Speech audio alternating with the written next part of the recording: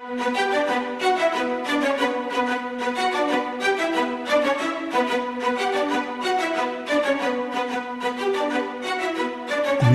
Network presents Football Time.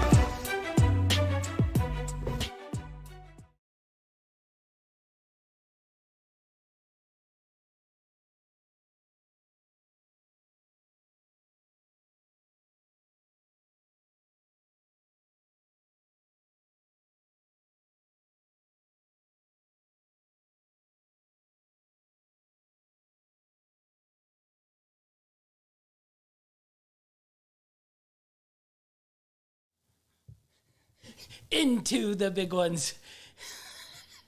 Hey, that's what happens when you go live, baby. We're going live, and we already mess it up. We're in a new studio, so everything is not quite as my normal circumstance, and we hit the wrong Football Time open button.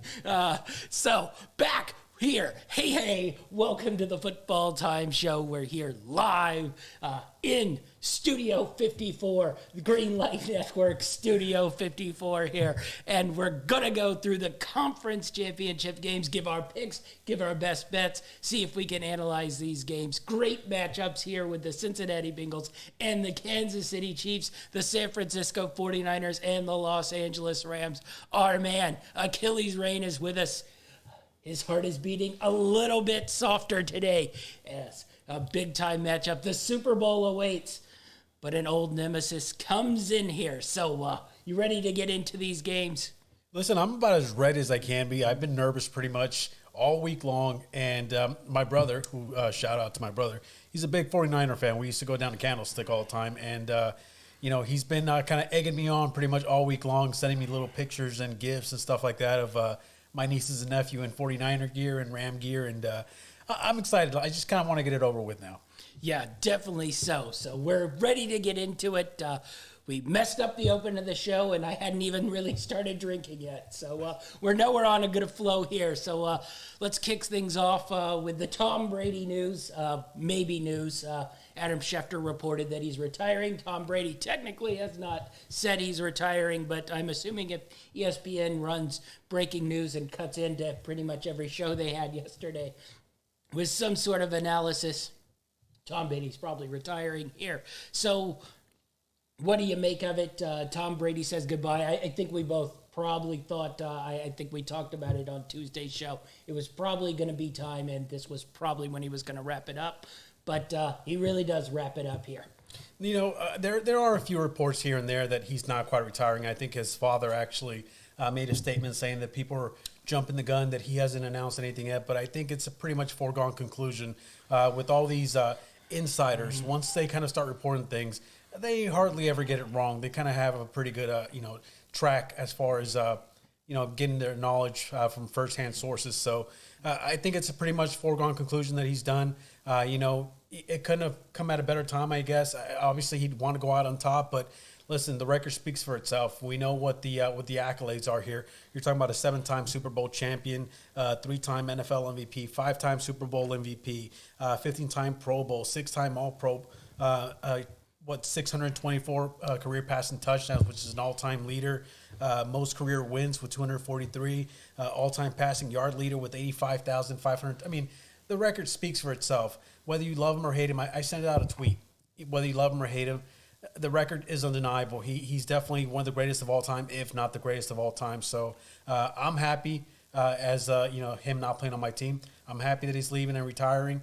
But it will be a sad moment as we pass the torch on to these new young quarterbacks. Yeah, definitely so. I think the biggest thing here that we're going to get is, sort of a new young quarterbacks. We saw it last week in the big-time matchup with Josh Allen, Patrick Mahomes. I mentioned it on Tuesday's show that we probably sort of officially moved on from that, 2000s era level of Peyton Manning, Drew Brees.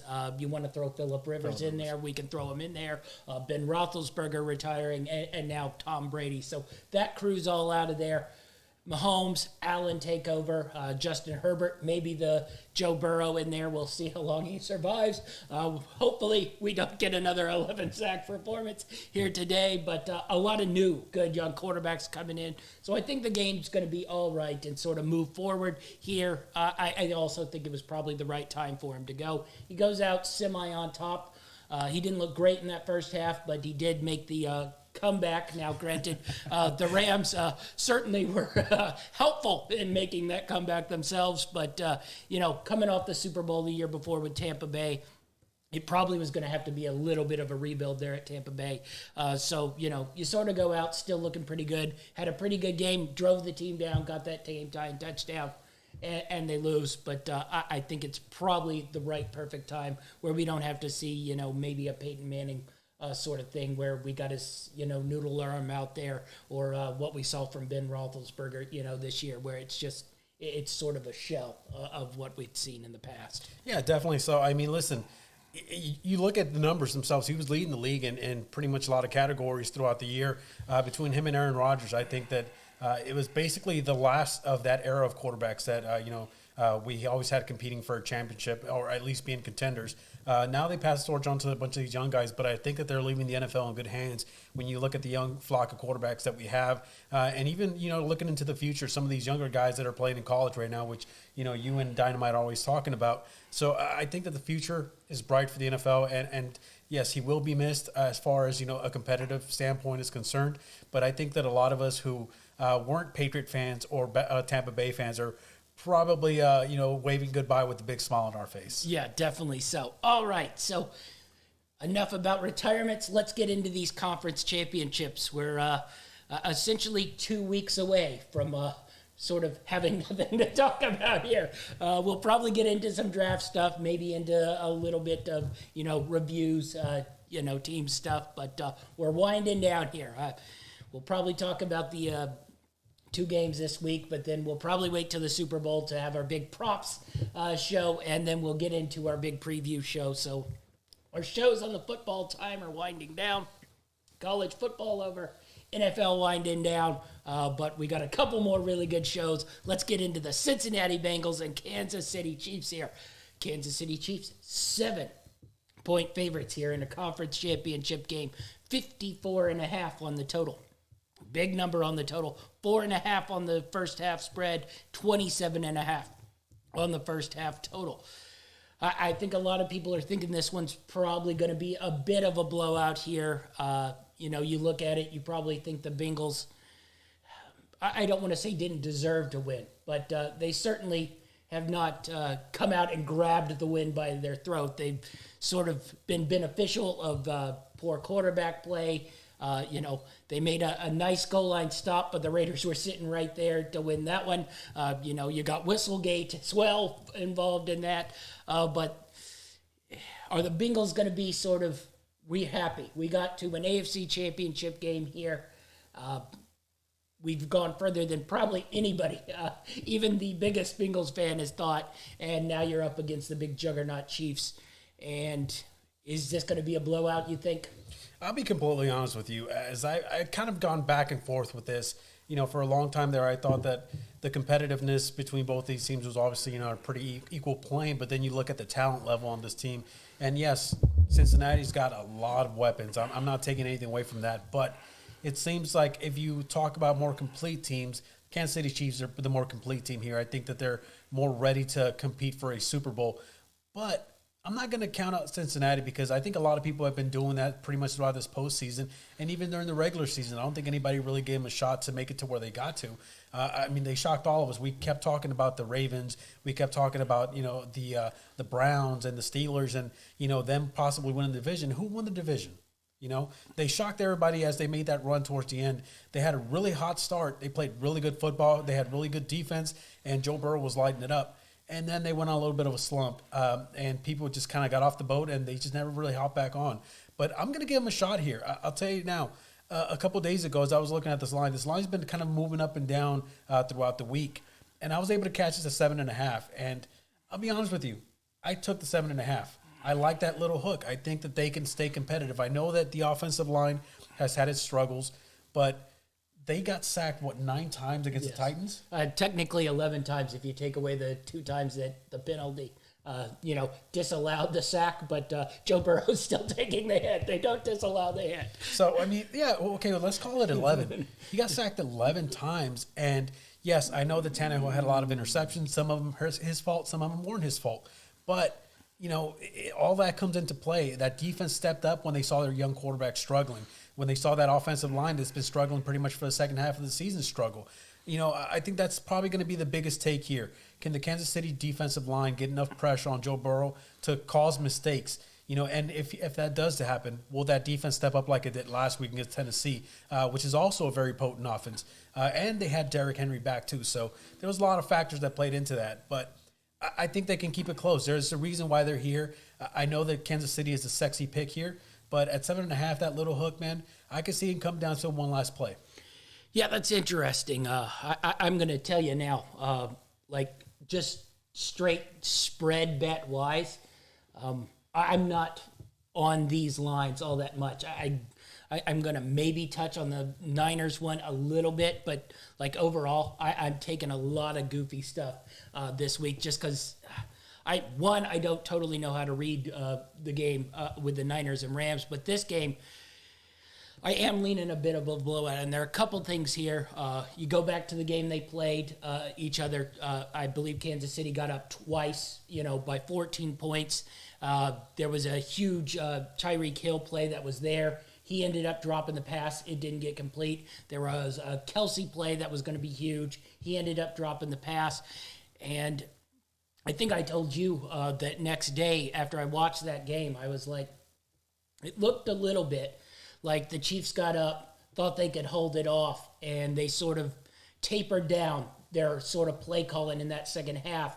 And I told you, I was like, I wonder if they assumed they're playing the Bengals here in the playoffs, and they didn't want to show everything that they had in that playbook, and they were like, I think we can hold on here. And then you factor in the other thing. The Bengals had to have a 270-yard game from Jamar Chase with, I think it was 3 or 4 touchdowns. I don't totally remember. I know the Dynamite does because he was 3 touchdowns. He was playing me in fantasy that day, and Jamar Chase, who I don't think had done much for about a 4-week stretch, then all of a sudden went off. So you had to have that, which I'm assuming that's probably not going to happen again. It's one of the, 16 best games in wide receiving history. I'm not sure that's repeatable. So let's just say you hold them to 150 and 2 touchdowns here. You're probably winning that game. So I just think there's a higher probability of a Chiefs blowout in this one. I think you saw in that first half the Chiefs offensively sort of got everything they wanted. Now, you read that second half however you want. You say the Bengals made adjustments, they got stops, or you go my theory where it seemed like the Chiefs did their little thing, where they start to scale back, go a little bit plain, like we're going to see these guys later. Let's not show them everything we have. And the Bengals, I think, sort of went opposite, where they sort of smelled it and sort of was like, we want this win. This is a signature win for us. This can propel us, which it has, because I don't believe they've lost since, except for that game at the last game of the year when they weren't playing anybody. So I'm thinking this is going to be a blowout. I think this Kansas City Chiefs team opens it up offensively, sort of overpowers the Bengals, and then I don't see Chase going for as big a numbers as he did. They sort of shut down Joe Mixon. I think that was the thing that I took away the most from there. I believe he had 15 carries for 39 yards, maybe 49 yards. It wasn't a great Joe Mixon game. He seems to have dropped in a little bit of relevancy, too, here in the playoffs. They haven't used him as much. He didn't do much in that Tennessee Titans game. He ran hard. It just wasn't a lot of productive runs. So I think I'm leaning a little bit of a KC blowout in this one. Okay, so I completely understand where you're coming from, and it makes total sense. But I'll play good cop, bad cop with you here. The way I'm looking at this defense, this chief of the defense has been much improved, especially the second half of the season. but they've also struggled. They had their struggles against potent offensive, You teams. saw it last week, too, versus Buffalo. Exactly. Now, they do a good job. I don't know if Tyrann Mathieu has been cleared to play. He got cleared magically. So it does help that defense, but, we have to take into account that, they shut down Diggs. They said, we're going to make everyone else beat us, which is exactly what you're supposed to do when you're a defense that doesn't have the ability to completely shut down everybody. You focus on the main guys, the guys who are really going to kill you if they beat you, and that's what you focus on shutting down. That's exactly what they did. I believe Stephon Diggs had 3 catches for 7 yards. He did decleat a drunk fan that ran on the field, though. I don't know if that's worth anything. I think they gave him a catch for that. But, you look at what Gabriel Davis did. Yeah. And he had an insane game, 4 touchdowns, over 200 yards receiving. So it's almost like the Chiefs' defense, their secondary is in a pick your poison. Do you want to get beat by the big name, or do you want to get beat by the secondary guys? And I think this is probably the reason why they tend to struggle. Another thing, you mentioned the Chiefs, they tend to take their foot off the gas a little bit. We saw it throughout the season several times. In that particular game, you did mention that possibly because they know they're going to see this Bengals team in the playoffs, which makes a lot of sense. I think they were probably at the time assuming probably a second-round matchup, but nonetheless, it holds true. They're seeing him in the playoffs. Which, listen, it makes a lot of sense, but that's another thing that also gives me pause about taking the Chiefs here, especially with the touchdown spread, is that this Chiefs team has been known to take their foot off the gas, especially if they get up early. And this Bengals team, I'll tell you right now, they're not going to go away quietly. Even if they're down big, they're not going to stop trying to score touchdowns. This is just the way this team is built. It's a very gritty team. They don't have all the talent. As I mentioned, they have plenty of holes. They have holes on that offensive line, which is most notable. And, even their secondary has a few holes here and there. But they fight. They're gritty. It reminds me of the Raider team of last season that we talked about all the time. And I really like them for, even if they get blown out in that first half, I think they can make a game of it in that second half, kind of like the Buccaneers did with the Rams. Yeah, that's interesting. You sort of see it that way. I might have just been making things up, and maybe that Bengals defense stepped up and got some shutdowns, and I'm just like, you always give that benefit of the doubt to the Chiefs, which, they've earned it, certainly so, and they've shown it once again in the playoffs that they've earned it because magically the offense has turned right back up, to about 400. I do wonder a little bit, too. It seems like, Mahomes doesn't run during the regular season, and then all of a sudden these playoffs, they've sort of been like, okay, if it's open, run. Yeah. And I think that plays a little bit of a part, which, sort of helps their running game. And now they sort of got, I don't want to say a 3-headed monster, but you got Hilaire there, you got McKinnon who's come in, and then you got Mahomes. And that sort of, Hydra, like dragon, gives you enough of a rushing game, lets them control the game. I thought that was the most impressive thing in the Buffalo game, is they sort of controlled that game right up until the last 4 minutes when all hell broke loose. And then when all hell broke loose, they were able to sort of open it up and do that. But I can see your point, but I think that's where Cincinnati, they're going to have to control this game. They will have to keep, the Chiefs offense off the field, I think, and just sort of short pass the Chiefs to death, and you mentioned it, maybe they take away Chase. If there's a team that has receiver depth and can, exploit them, it's with Higgins, it's with Boyd, it's with Uzama, it's with, even Joe Mixon or P. Ryan out of the backfield. So maybe they can do that with a short passing game. I don't know how much of a run game they will have, but maybe that short passing game can sort of control the clock, maintain the possessions. We've also seen they've had trouble in the red zone, getting points out of the red zone. I settle for a lot of field goals. I think, Buffalo started it out by going fourth down, and I think they came out in the right mindset. I don't know if the Bengals can sit there and just start kicking, 42-yard field goals, essentially what they did with Tennessee. I mean, it's okay with Tennessee because you probably knew that game was going to be played between the 17s and 24s. I think you need 30 points here. So if you're probably within that red zone area, I think you just sort of got to go for it and take touchdowns because I don't know what good field goals do here. No, definitely. You definitely have a valid point there. I don't think that this Bengals team will win this game if they're not scoring touchdowns. You can't settle for field goals. Now, obviously, there's going to be it's situational when you come to a game. We know it all plays out differently.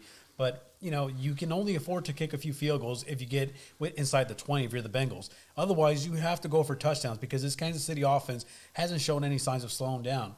It's funny you mentioned it. When I was downstairs kind of getting ready before the show, my brother sent me a text, and he said, why aren't the people really giving the Bengals a shot here? Why is everyone counting them out? And I tried to explain to him, it's because Mahomes, not only is he a monster, and we see the offensive prowess that this team has, they also have Andy Reid, who's one of the great, better coaches in the NFL. But Mahomes is undefeated in the playoffs when he's not facing Tom Brady. Yeah, and you can take that even further. That game they lost was the D Ford game where Brady throws that essentially a pick six, but D Ford lined up off sides. If D Ford doesn't line up off sides, the only time he's lost is that Super Bowl matchup last year. So, I mean, this Chiefs team seems to step up another level here in the playoffs, and especially at Arrowhead. So, and it's basically what we've been saying all season long. I mean, for a second there, we kind of got a little down on the Chiefs. Well, I'm still blaming Jordan Love and Aaron Rodgers for ruining that because they got the break there when they needed it, and then from then on out, there was no looking back. The Chiefs found their way. So that's Jordan Love / Aaron Rodgers' fault. But listen, we were a little down on them also. Yes. And, eventually it got to the point where, like, listen, this is the Chiefs that we saw last season, a Chiefs team that is basically not going to show you their cards. They're going to, so to speak, listen, not to disrespect any other playoff teams here, but sort of cat and mouse. They're playing with the mouse, basically. And when they're ready to strike, you're going to feel it. But listen, I'm not trying to take anything away from this Bengals team. I think that regardless of what happens here, regardless of the outcome of the game, let's say the Chiefs win this game, it still was a super successful season for this Bengals team that a lot of people counted out. A lot of people didn't even think get to a wild card game. And I think it's a successful season for Joe Burrow, who dealt with that injury pretty much all last year, to come back and perform the way he has. I think that it's definitely something to admire. But I don't blame people for really getting on the Chiefs bandwagon here. It's definitely a scary team, especially what we've seen so far. Yeah, you can be ready for Bengals hype next year, though. Yeah. Oh, yeah. Are you ready to take the over 12? Because I'm telling you, that number's coming in at 11.5 or 12. So. Yeah, I don't know if I'm going to like it next season. They made us some money this year, but I don't know if I'm going to like it next year. Yeah, I think every spread's also going to be sitting at the 10s. We're going to get the Chiefs spiked points in that one. All right, so let's make a pick on this one. Where are you going here? You got 7, you got 54.5, you got a first half 4.5, and you got a first half 27.5. I'm going to go with the first half 4.5. I think that the Chiefs are probably going to try and get ahead early on, and like I said, it could also hurt them in the long run if they get up early. But I think that there's a better shot if you're finding the line at 7. I think there's a better shot that the Chiefs cover that 4.5 in that first half. If you can find the line at 7.5, like I did, then I think it's worth a couple clams here and there to jump on this Bengals bandwagon and show them some love also. Yeah, you'll be interested. I don't have a normal bet on this one. We'll get into that in our best bets. But I lean a little bit opposite you. I think the Bengals might pull one of those where they start out real quick. Everybody's like, oh, my God. And then, in 10 minutes, the Chiefs have scored like 4 touchdowns. Now, when that occurs, maybe it happens in the second half. I'm making more of a play in the first quarter. We'll get to those on our best bets. But right now, I'm taking the -7. You mentioned you saw the 7.5. The -7 I would be good at when I made all my best bets. It was at 7.5, and at that point I was like, well, there's no real value there in 7.5. I'm just buying this thing up because once you're on 8, you might as well just take that thing to 9.5 and get a little bit better value for it. So if I'm making a pick on this one, I'm going -7, but we'll get into my best bets. I got a lot of stuff on this one. I don't know if everybody will be able to follow along. I'm going to post a picture of all the bets on Twitter. So I'm going to have to retweet that because I'm sure that last week when you were giving your best bets, I sat there with my notepad and I was trying to write down as many as I could. By the end of the segment, my head was spinning. Well, you showed it to our boy Mark, and I think he looked at it like it was a Da Vinci Code. So. Yeah, Sparky took one look at it, and he looked at me and he said, I'm rolling with the Rams. I was like, okay, buddy, good luck. All right, so I got the -7. You're taking the 4.5 here. Let's move on to the next game. Can you take it? We got a preview here.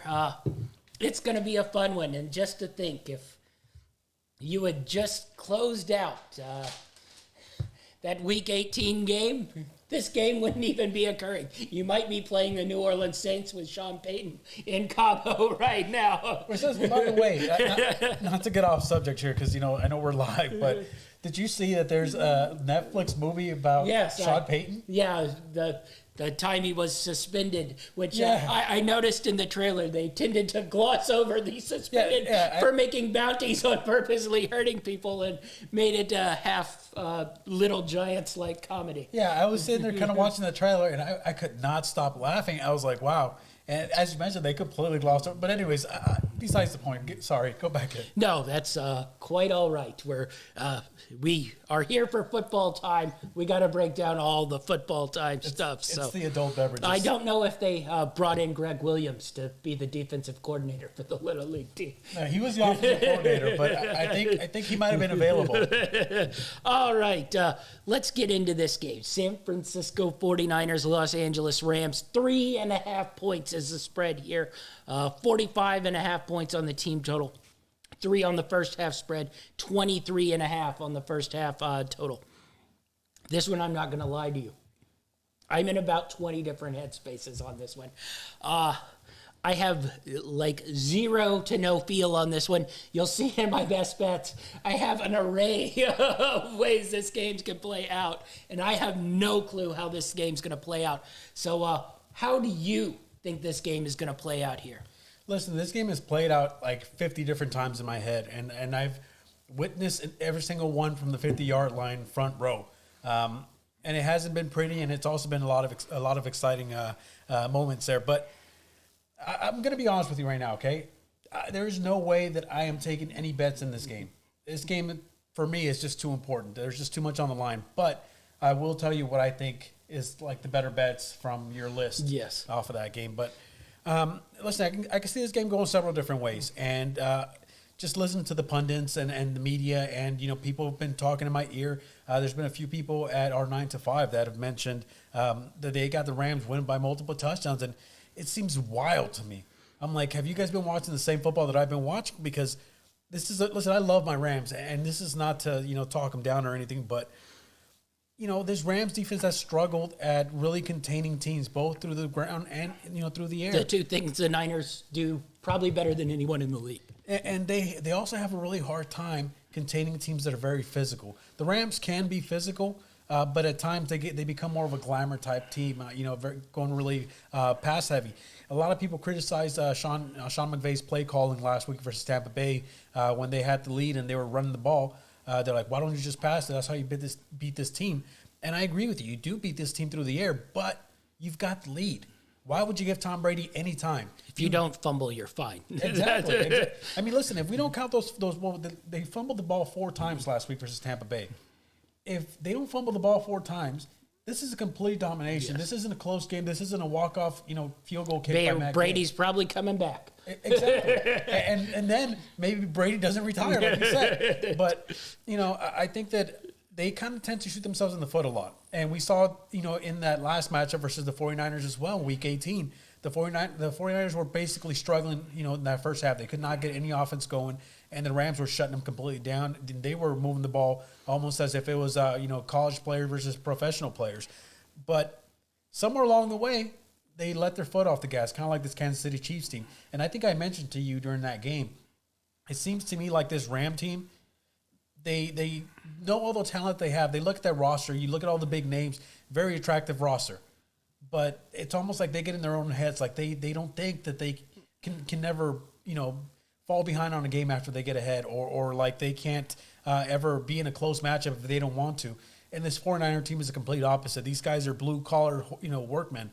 These guys are the kind of guys that I remember from the NFL back in the days when they'd go play, football during a football season, and they'd go to their, a factory job or whatever, car dealership, whatever they were doing. This is the kind of team that I see the 49ers as. They're a very gritty team, very offensive team, very physical, and that tends to give the Rams trouble. But I do look at that last game in Week 18. Everyone likes to go back to that first matchup when, the Rams got completely blown out of the water. But the team was in transition at that point. There was a lot of moving parts. There were players that were leaving, players that were coming back. There was a lot of things going on. The second matchup was a lot closer, and the Rams actually took a big lead if it wasn't for the 49ers fighting their way back into it. this 49er team is not going to go away. You have to put this team away. And it's going to be a really tall order for this Rams team, but I think that they have the talent to be able to do so. Yeah, I think you talked about it. I'm in two minds on this one. You know, I watched that Week 18 game. I disregard, the game earlier in the year. That was just that's one of those where you look at time and situations. I look at it a little like NBA.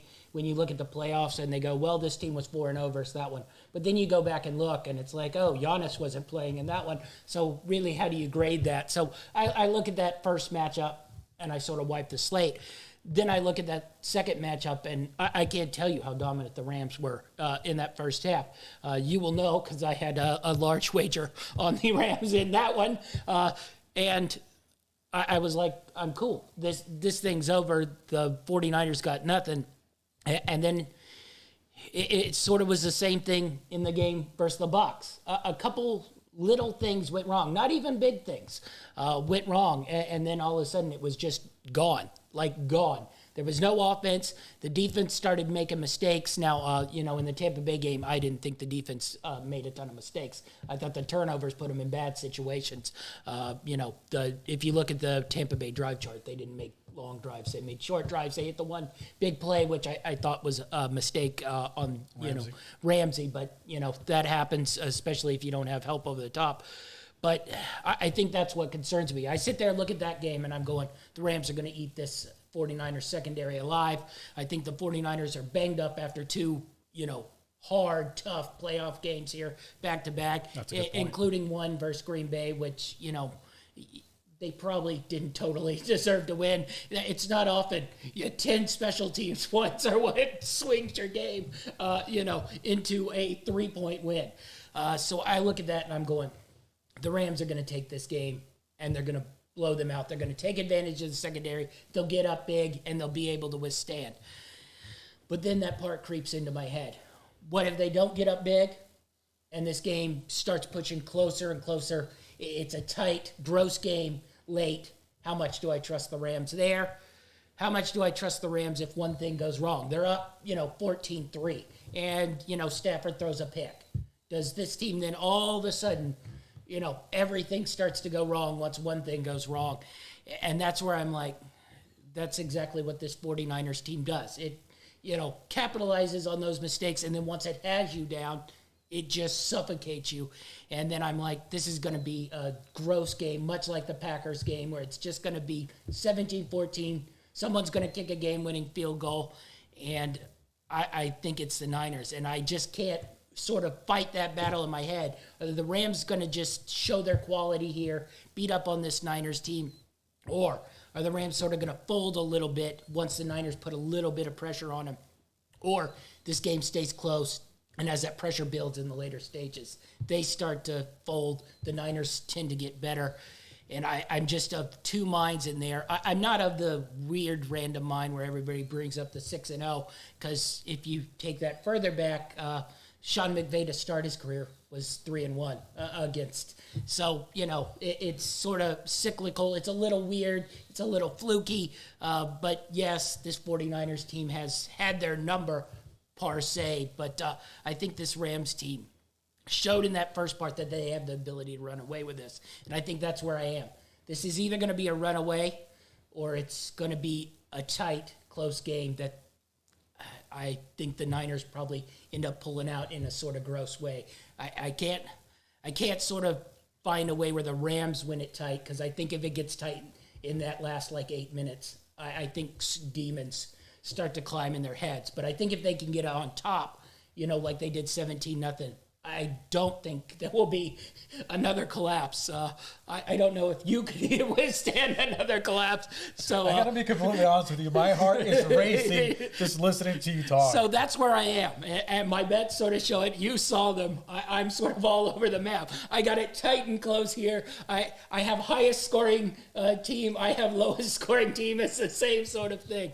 I have no feel on how this is going to play out, because I just think the Rams' quality is better than the Niners, but it's just sort of there are times when the Rams' quality hasn't seemed to matter, and it sort of showed its head in that Bucs game. There was no reason that game should have been close. Now, this is the thing, though. You mentioned the 49ers went over the Green Bay Packers and how really that win came off of special teams. They had the block punt and the block field goal.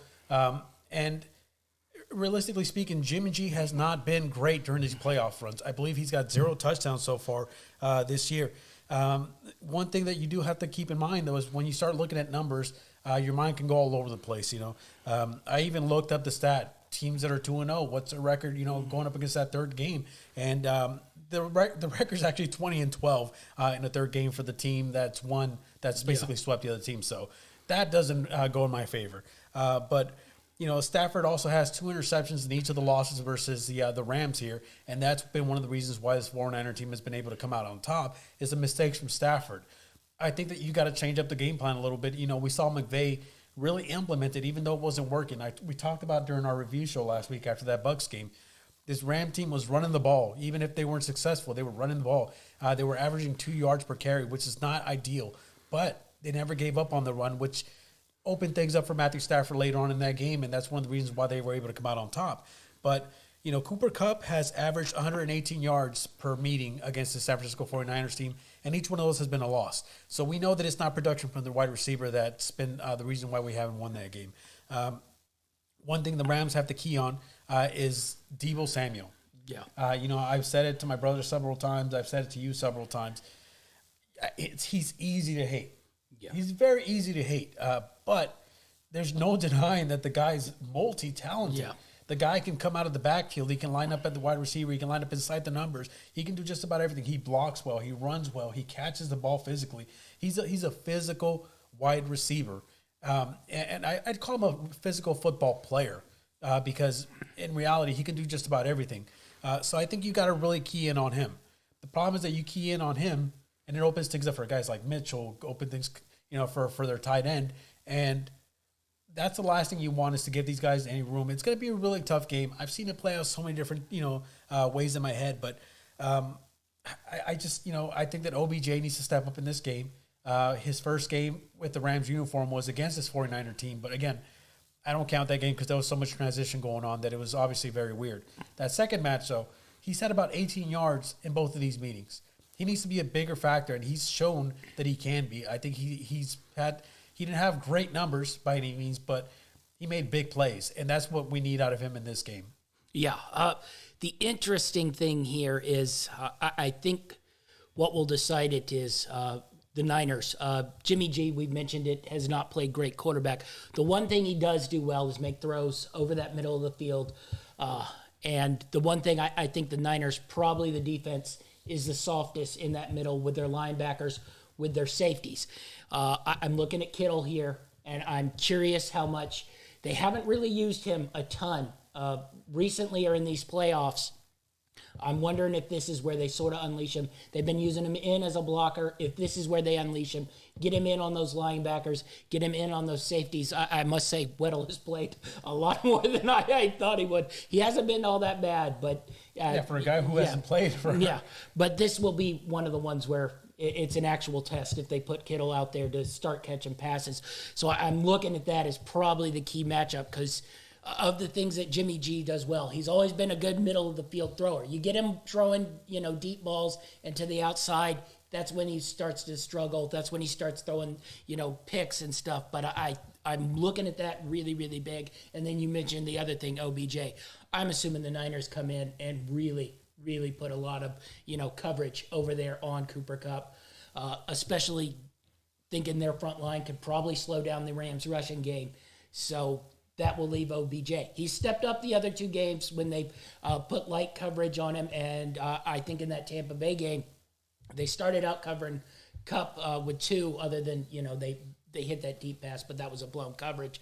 They did have two on him. The guy just decided to run away to the other guy. Why, I don't know. But OBJ has stepped up, been able to demand that you can't single cover him. I think that'll play a huge part once again in this one, where if he's single covered, that has to be a matchup he wins. You mentioned he didn't win it in that one. He didn't look all that great in the game in Week 18. So I'm curious where that goes in the middle of the field for the 49ers. If the Rams can sort of shore that up and be able to hold the line versus Kittle.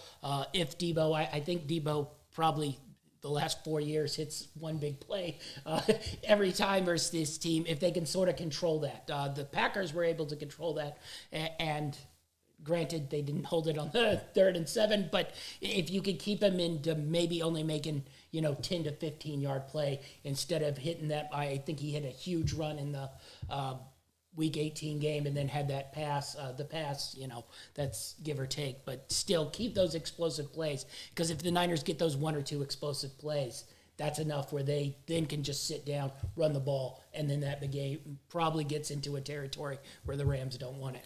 Yeah, I mean, another thing also, you don't want to give this 49er team any extra confidence. Yeah. Because, they're coming in with enough swagger as it is just on their own. And you start getting them things to feel good about, you can forget about it. Not to mention the fact that this game is being played at SoFi Stadium, which a lot of Ram players, a lot of 49er players have actually dubbed Levi South, is what they're calling it.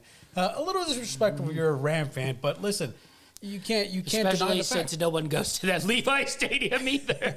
Well, they do when they play well. People show up when they play well. But listen, it takes a very special team to get a fan base into its stadium, even when they're playing bad. And as much success as the 49ers franchise has had throughout their history in the NFL, it's also I hate to really say it like this because it sounds like I'm talking bad about California, which I love, but it's a California sports thing, Yeah. We tend to really fill stadiums up when teams are doing well, and we tend to there's plenty of things to do in California when teams aren't playing as well. I also wouldn't put it in the boondocks of Santa Clara as well. That's another thing, too. But, you mentioned Deebo Samuel and his ability to make big plays. He's averaged about 130 yards, from all-purpose yards in each of these matchups against the Rams. So you definitely have to keep a eye on him. But I think another key matchup, we got Andrew Whitworth is actually activated for this game. I was going to ask you about that. So I read he was activated for this game, and I don't know how banged up he's going to be, but I have to assume that if they're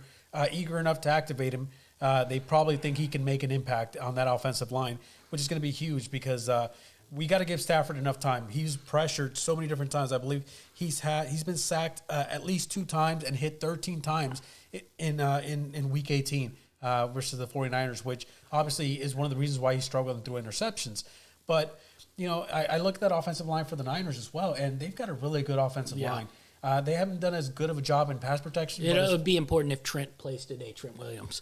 They haven't done such a good job as far as pass protection is concerned, but they've done a really good job at run blocking and it's given Mitchell a lot of holes. But I was looking at some tape, and you had certain situations where you had stunts being run by Aaron Donald and Von Miller, and the 49ers picked it up just enough. Don't get me wrong. The pressure was there, but they picked it up just enough to give Jimmy G a little bit of a window to get the ball out to Juwan Jennings, I believe, was the one catching that ball. That's a guy who goes over the middle as well. So. Yeah, and as you mentioned, Jimmy G likes to go down the middle, especially because, you tend to get those pass rushes, especially on the outside. So, listen, it's gonna be a really good game regardless. Obviously, I'm rooting for my team to win. I know my brother's rooting for his team to win, but I think that it's going to be entertaining football. And I think that's, as an NFL fan, if your team's no longer in it, all you can ask for is for entertaining football. So, I mean, I think you're going to get a win there. Yeah. I'm glad you brought up Whitworth because I was going to ask you a question and then I forgot about it. But I'm curious, do you like that he's playing? Because they put in the guy last week. I thought he held up pretty well. He's a much younger guy. He's looked a little bit more athletic. Now, I don't think you can sort of replace Whitworth's, knowledge and know-how. But I think the last couple of years, he's looked a little creakier than he was. I'm just curious. He's going to play. How would you be full go on him, or did you sort of like the other guy in there who looked? He's nowhere probably ever going to have the career of him, but you're looking at it sort of like right now. You got a sort of younger guy who can move his feet probably a little better, is a little healthier, isn't quite as long in the tooth. Would you rather have that young guy out there, even though he might not be as talented standing up to this Bucks line, or you go with the veteran who knows what he's doing, knows all the calls, won't be sort of stunned by anything, isn't afraid to play in this kind of big game. I think if you're talking about the regular season, then I couldn't fault you for, wanting to have the younger guy in there, get some reps, get some knowledge. There's no better learning in the NFL than in-game learning. It's just the truth.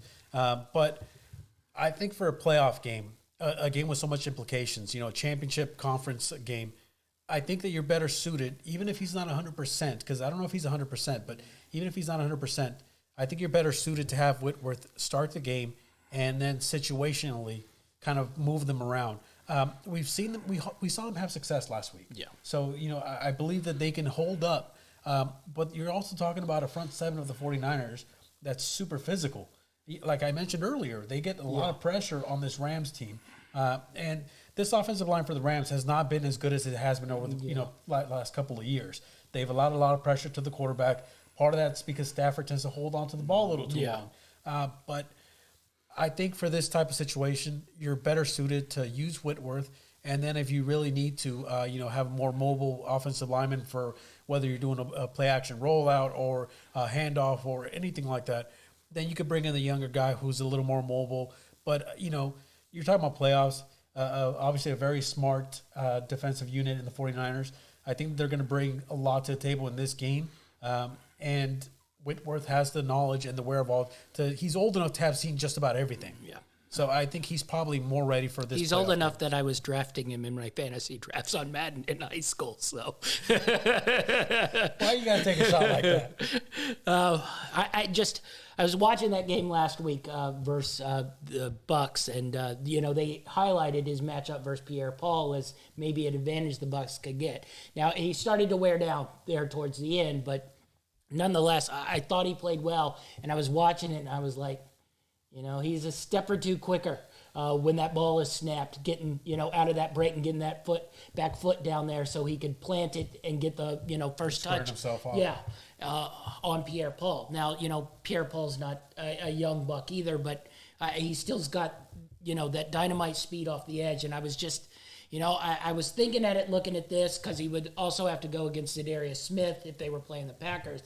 And I was, they were talking about Whitworth, and he's like, oh, he'll be back next week. And I was just like looking at it, and I was like, I wonder if they, truly, it's like, yeah, we're going to sit the, old guy whose footwork probably is a little bit slower versus, big time edge pass rushers. And I think it's a little more scary here versus the Niners because they do have such great edge rushers.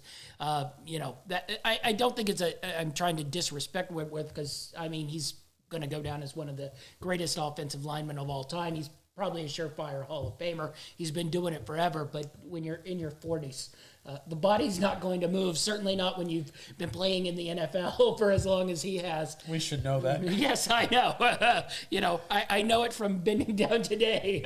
So it's just, it made me pique my eye that maybe this offensive line would be maybe not better necessarily, but a little bit better versus these teams with a quicker pass rush on the edge where guys who can move their feet just a tad, a little bit better, give Stafford that half second. Now, he started to wear down there in the second half, and Pierre-Paul started to get to him. So, it may be just, of course you play Whitworth. Well, see, that's also, one of the things I think that, like, as far as thinking goes with the coaching staff for the Rams, they're probably looking at, like, yeah, this guy is a little quicker on his feet.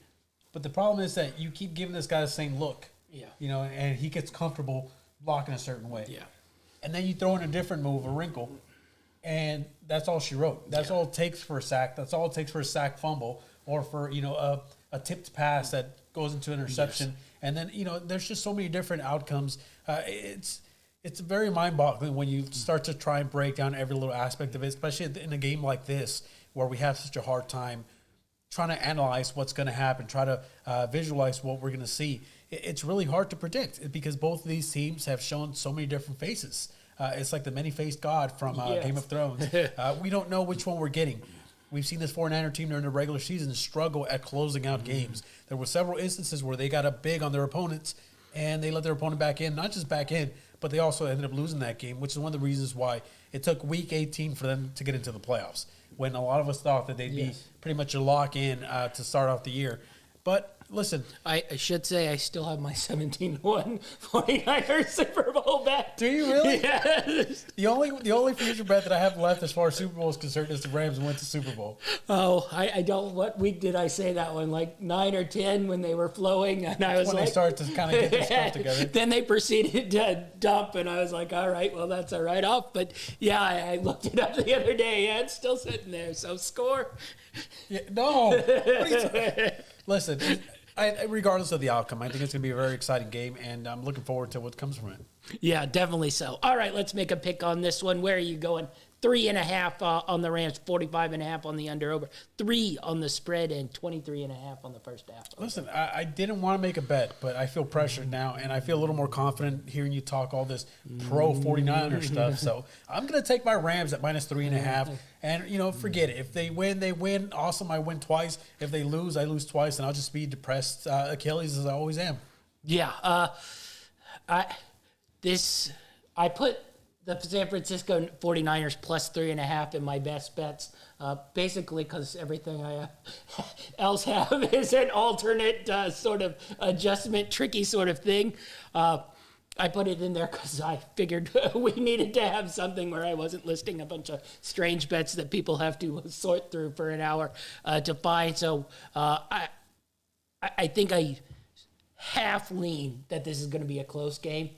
More than I half lean that it's going to be a big, big game. But we'll get into my best bets where I also have a lot on the other side of this where we're going Rams for large win here. Okay, well, that's great because actually this is the segment that I was looking forward to the most because we've got about, an hour till kickoff for the first game, the Kansas City Chiefs versus the Cincinnati Bengals at Arrowhead. And I'm really trying to get some bets in, so I'm really excited to hear what your best bets are. And I'm going to write some of these down if you don't mind. All right. First, let's get into our futures. There wasn't anything I loved out of these. The Green Bay put me on my ass. Wait, can I still take that futures, the 49ers and the Rams to be in the NFC Championship game? I don't think you can. I can't take I took it last week, so that paid off. Yeah. All right. So the only couple of these I saw that I thought had any hint of value. Exact outcome, Kansas City Chiefs beat the San Francisco 49ers. You're at 4-1 there. I saw that value because you get a slight little tick up bump from the Rams being favorite in this game. So if you think the Niners are going to win, it's probably better you take money line here because the Chiefs are almost 4-1 favorites. So there was a little value there I saw. I didn't end up putting that in my best bets. I'm glad. Because lost. I didn't love it because I probably wanted about 550-1 on that to really see any value. And then I looked at who to reach final. Once again, I went to Kansas City, San Francisco at plus 225. Little value there, but I think you'd just be better off if you like San Francisco and you think you're getting that exact outcome. I'd remove that middleman and just take San Francisco. Look at the Bengals Niners. Yes, Bengals Niners is. Wow. Are you liking the Bengals Niners? No, I'm not, but I like the payout on that. Well, if you go all the way here, Bengals to beat the San Francisco 49ers in the Super Bowl, that's a solid 20-1 there. Listen, there are only 4 teams left. If you got an extra $1, if you got a 50% chance of not really. No. I'm not good at math, okay? But the point is, it pays out good money, and if you put $1 into that, you're going to get a few bucks back. So, Well, you aren't because the Bengals aren't winning the Super Bowl. All right, so Super Bowl winner, I didn't see any value. I told you a couple, at the start of our show. My Deebo Samuel, 100-1 to win Super Bowl MVP. Doesn't look like the worst bet of all time right now. Do you still have that one? I can't remember if I have that one in one of my ones or not. I was having to fish through a lot of sports books to find which one I did my San Francisco 49ers one in. It sits in FanDuel, so... Okay, we got to remember that. Yeah, I'll remember it in 5 years when I go there. Hey. And I'm like, why do I have $170? Does FanDuel pay out interest? I don't think so. Oh, okay, never mind. All right, so let's get into a couple of these best bets of the week. Let's go into some game specials before I give my official best bets. I had a couple of these written down. Highest scoring team, Rams, plus 325. I thought had pretty good value.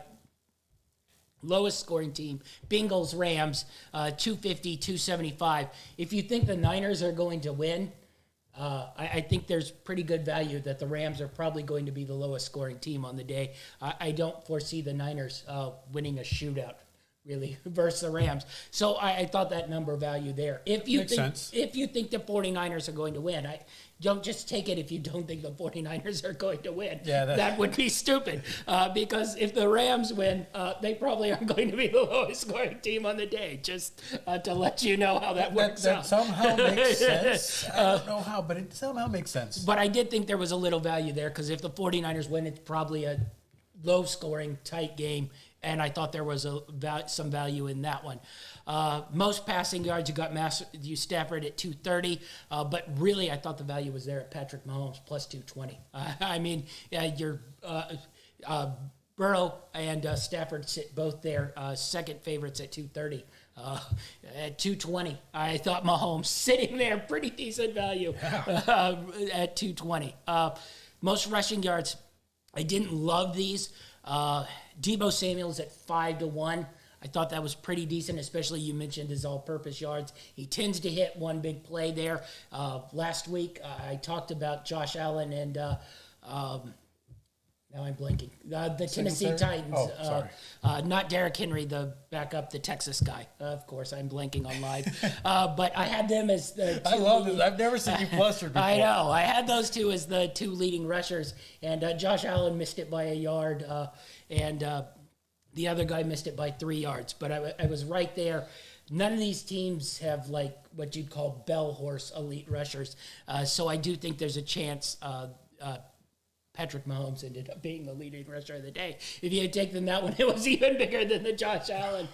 So I think Deebo Samuel's there at plus 500. And then I thought McKinnon, who's gotten a handful of more carries, not a great value at 9-1, but he might spring one or two if the Chiefs get up big. They might just hand him the ball, let this game run out. So I thought there was a little value in there. But receiving yards, I had a couple, but there's one I really, really like the value on. Cooper Kupp at plus 225. I don't think you can go wrong there. You mentioned his success versus the 49ers is sitting right there. Not great value in this crop of receivers. I mean, it wouldn't be like even stunning if OBJ ended up with a bigger day. Or you mentioned Tyreek Hill at plus 650 sitting Boyd, there. Higgins. Yeah, Boyd, Higgins, Chase, and then you go 49ers. Debo could catch a big one. But the one I'm looking at is Kittle. I talked about the middle of the field for the Rams being a little bit soft. It's really where Jimmy G goes. So I liked George Kittle at 12-1. Really, really thought there was good value there. That's a lot of value, Yeah. which I won't take. All right. Are we ready for the best bets of the day? Hold on, let me take another sip of this We adult beverage we've got. are loaded here. So I mentioned some of the team specials just a second ago on my best bets. These are the ones that I actually am putting money on taking down. Highest scoring team, I talked about it, Rams plus 325. But I'm counteracting that with lowest scoring teams, Rams plus 275. I think you got great value in both those. If it's a blowout, I think the Rams could sort of knock the top off this, and it could be. I'm looking at that Giants game with Kerry Collins versus the Minnesota Vikings, where everybody thought Vikings going to dominate, and it just ended up in a whitewash with the Giants. I think this has that chance, so I like that 325, but I also can very much see things starting to go wrong and the Rams just going right down the tubes, and then I'm watching the Rams score 10 points and the 49ers winning 13-10. So I think there's value also in that 275. And, 325, 275, you can make a bet on both. One will lose, one will win, but you will still come out in the positive. The one I really like, most receiving yards, George Kittle. 12-1. I thought that's great value. Same thing, most rushing yards, Deebo Samuel at 5-1. I know this is very Niner heavy here on this one. It's you okay. aren't going I'm ready to to like take it, but I look at value. I think the Kittle one poses a ton more value than the Deebo Samuel one here. Kittle at 12-1. I know he hasn't done much so far in these playoffs, but this is sort of a matchup I really, really like for him. All right, let's get to the games here. San Francisco 49ers, I told you I just put the 3.5 in there, mostly because I was trying to be kind. I don't really like any of the natural plays in this, but I figured I'd throw it in there. But let's get into some other player plot. Travis Kelce to score, Chiefs to win, -120. You don't have to take the money line. I'm assuming Travis Kelce scores a touchdown here. Pretty optimal that will happen. Chiefs to win, you get that at 120. All Travis Kelce gets to score. I love that. A lot of value there, -120. This one's a little bit more of a long shot. Blake Bell to score, Chiefs to win, 16-1. Wow. If you don't remember, Blake Bell was the one who carried the option play on the third down play that almost screwed the Chiefs over and cost them a spot here. But I'm wondering if they get... go back to the well? Yeah. Everybody was criticizing that play. So I'm wondering if they say a little... tide this over and no one's going to expect it. A little screw you. Blake Bell's going to hit this, and they run that same option play. 16-1. You don't got to put a lot of money on it. And if they do that, you're in the ball game here. Because if Blake Bell scores, I'm pretty sure the Chiefs are going to win the football game. if he's getting the ball, yes. I think there's a good shot that they're going to win the game. All right, and then first touchdown, T. Higgins, 16-1. I talked about it to you. I like these Bengals to jump out to a very, very hot start, early lead here. And so I think Cincinnati gets that first touchdown. I didn't see a ton of value in Chase or Mixon, but I saw a little bit of value here in Higgins, especially if he's running on that inside lane here on the Kansas City Chiefs. You saw Gabriel get in there. It might be Boyd, but I thought Higgins had a pretty decent shot on this one. Halftime final. All right, this is where you bet who will be winning at halftime, who will be winning on the final. I got Bengals, Chiefs, 6-1. If you think the Bengals are going to get out to this hot start, I think it's pretty good value because I think the Chiefs are going to win this game and win this game in a blowout. But if you think this is going to play out like that, I think there's pretty good value in the 6-1. Bengals winning at halftime. Chiefs winning this game overall at 6-1. All right, we're going to get a little weird here. Hasn't it been weird already? If we haven't already. All right, we're going to go winning margin, Kansas City Chiefs. That 13-18 winning margin, that was at 3-1 there, so I thought that was pretty good value. I saw this game. I tried to find somebody who would give me an exact score prop. I saw it like 31-17. No one seemed to want to put that up. I emailed a couple of guys to see if they'd give me odds on it. They would not. Jerks. That would probably be free money to guess the exact score of a football game. Why wouldn't they take that? I don't know. I was highly confused. I can bet on it on soccer. They won't let me bet on it on football. They gave me winning margins, which is what the email said. We have winning margins, not exact scores. But then I move alternate lines here. I'm going Kansas City Chiefs -10 plus 125.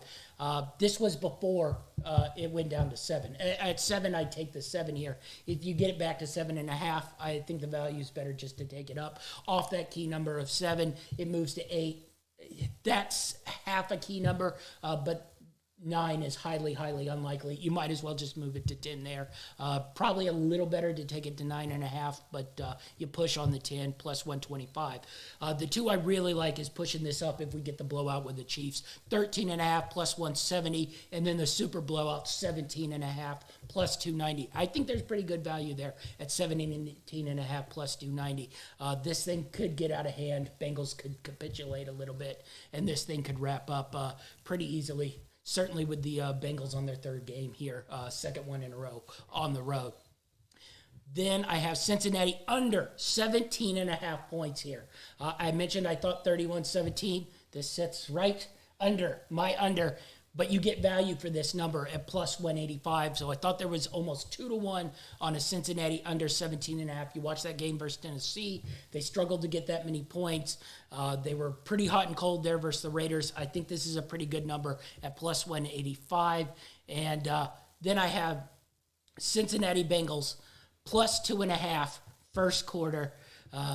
or Cincinnati Bengals over 2.5 first quarter at minus 175. So I have the Cincinnati Bengals scoring at least 3 points in that first quarter. It's a little lopsided at minus 175, but I really feel strongly that the Bengals are going to start out hot and then start to fade a little bit. So I love that value of Cincinnati Bengals 2.5 over in that first quarter, minus 175. I really like that one. And then we go to Joe Burrow, player prop here. Over the 38.5 passing attempts, minus 120. If you think these Chiefs' big margins are going to go up, I think that means the Bengals open up the offense. Zach Taylor's one of those who tends to like to throw anyway a bunch of times. I think they're going to throw a lot if they get behind a lot and try to climb back into it. I think that 38.5 is a pretty good number at minus 120. Now we're going to get to my Bengals spread. Cincinnati Bengals plus 2.5 first quarter, plus 165. Love this. I think these Bengals are getting out here, scoring quickly, and the Chiefs have had a tendency to start a little bit slow. You saw it in that Buffalo game. Granted, they came right back down and got the touchdown, but the Bills scored right off that opening drive. I think there's a nice little window here to get the Bengals plus 2.5 first quarter, plus 165. So that does it for the Kansas City Chiefs Cincinnati Bengals game. Are you ready for the Rams bets? You're going to like these. I just got to say, I had a big smile on my face a little while ago because I was kind of sitting here reading through some of the comments from the people watching the live chat, and I gotta say, there's some support for the underdogs. I'm gonna consider my Rams underdogs here because so many people are taking the Niners, but there's some love for the underdogs here, some Cincy love, some Ram love, so I like it. All right, you like it. We're going LA Rams, alternate spread. This is for you. Okay. It's not for you. I think it's going to make money. That's why I'm doing it. Last week was for you, but it really wasn't because I middled it and counted out. You made good money. It took the bucks. LA Rams -7 plus 155. I think there's no bad way to take the Rams above that 3.5 number. I mentioned I think if it's a close game, especially going in that fourth quarter, that's when those demons sort of creep into their head. They go, does this team own us? Do they have some weird thing over it? And that's where I think San Francisco has the advantage. So I think if the Rams are going to win, they're going to win and put a statement here going into the Super Bowl. So I think Rams -7 plus 155. And I think a little bit even better value is Rams -9.5 plus 200. You could take that up 2.5 points. I don't think a 10-point win out of the realm of possibility for the Rams here. I think if they get their game plan going, they can win this game by 10. I think they're that much better than the 49ers. I mean, I believe according to some of the stats out there, the Rams have the most potent passing attack left in the postseason. So I definitely see some value with that one. Yeah, and you mix that with the 49ers secondary that has sort of been weak all year long. The front seven, I'm not going to argue with it, and it can change this whole game. It can put Stafford under pressure. We saw it in the second half, and, when Stafford gets under pressure and then starts forcing things, both our heads start to spin and our bets start to go down the line. But I'm taking it here. So 9.5 plus 200, I think, is my favorite bet of these. And then I'm going to push it even a little further. This one's stretching it a little bit, but I think this one has a chance too. If we get my Giants destroying the Vikings, sort of Scenario. in an NFC championship game, 13.5 is plus 320. Oh, okay. I don't think that's out of the realm. 2 touchdowns. It was 17-0 until we decided to go empty and throw a pass on 3rd and 2 and hand the ball back to the 49ers and then sit and prevent and watch them kick a field goal there. So I kind of like that 13.5, 320. So 9.5, 13.5, 200, 320. If you stack them all and we get the big win, we're going to the party. And we're having a big day. So I like that one. Then we're going, I think you're going to like this one, but I don't know if you think this one will hit. I'm going over, alternate line on the total, over Rams, 34.5 points here. That's at 425. I think there's pretty decent value there because I think this game, if it goes right for the Rams, could be a 35-14 type game. So that's sitting right where I think the Rams could get to. I don't know if they could get to 40, but I think they could get to that 35-38 range if things go right. 425, pretty good value. All right. Now we're going to reverse course. Okay. Go ahead. I mentioned I was feeling fancy on both sides. That's why I've taken a lot of these sort of long shots. So if I hit one or two, I pretty much am just safe, and I have my money back that I started with. Listen, I understand. You don't have anything invested in it except for cash. Yes. I've got emotions invested into this, so go ahead. I won my Super Bowl nest egg last week, so now I'm just trying to maintain it so I can get to the Super Bowl and lose a lot of money on a large amount of prop wagers. On the Bengals 49ers. No, just prop wagers and what color the Gatorade is and how long that. Gosh, I forgot about that last year. Oh, you better be ready because a prop contest is coming back. I should mention that. The prop contest is coming back. You can register now for it. We will have our special prop show. Dynamite David will be with us for sure. We'll give all our prop picks. I think these boys will be a little more ready this year. I don't think they were ready for the smoke I was bringing last year with 20 pages of props. I didn't think you were going to have over 100 bets. That's what it was. I thought, okay, I'll cut to the show with 7 picks. I'm like, yeah, that's pretty brave. And he came without like over 100 picks. I was like, okay, never mind. All right. So we talked about the LA Rams, San Francisco 49ers. Dynamite. Here we go. Under 35.5 plus 280. So now we're reversing it the other way. Now the Rams get their type of game. So we got 280 under 35.5 on this. I think this becomes that 17-14 game. You know, maybe that 21-17, it gets to that mark. But I just think this hits a decent number at 35.5 where this sort of plays out like the Packers game, and that's how the 49ers sort of do it. Decent value at plus 280. Not my favorite of these, but I think there's a decent value there if this game goes the 49ers' way. Speaking of that, 49ers at under 31.5 points on the game. This isn't the 49ers scoring 31.5. This is a game under 31.5 points and the 49ers winning. We're getting 11-1 on this. So it's like Steelers-Ravens right now. That's it, the Steelers-Ravens. So that's what I think if we get that 17-14 right here, I think this is good. And I like that 11-1 sitting right there. So that's a decent bet. It's a long shot bet. I don't put your house on it, please. Maybe your car payment to go to the bank card. No, 49ers and the under 31.5, 11-1. That's probably my biggest long shot on the day. If you got free bets, those are something you throw that on. All right, couple player props for this one. George Kittle, over 52.5 yards. I really think Kittle's going to have a decent day. I also, last minute, put Kittle first touchdown. I believe that was 11-1 most places. So Kittle over the 52.5 yards, Kittle first touchdown. Deebo Samuel, I thought this was pretty good one, over 39.5 rushing yards. I thought that was pretty solid value. Dynamite's really bold today. he was very hyped up today at the store. We were talking airplane movie. He got excited. Also with the Naked Gun. All right, the last one. I know you aren't going to like this one. But, I've heard this one all over the place. So just but sadly, I think this one's due. He threw a couple Flutterbergs, including that one in the end zone of the first drive, where I was already about to text you.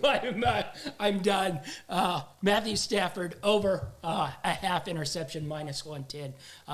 I think we've gone 2 games without one. I think one's coming here. No, we don't need one. But listen, we talked about it. The 49ers, he's had at least 2 interceptions in each matchup against them. So that's definitely, I don't understand why the payout is as good as it is, actually. Yeah, that's what I saw the even money, and I'm like, we're due here. I also, Jimmy Garoppolo throws one every game. His odds are a little more slided. I got that one last week, so I felt I needed to switch and get the decent even money. So that's what we got on the best bets of the conference championship games here. Do you want to call Dynamite out? I think he wants some love on this one. That's Which one does the Dynamite one?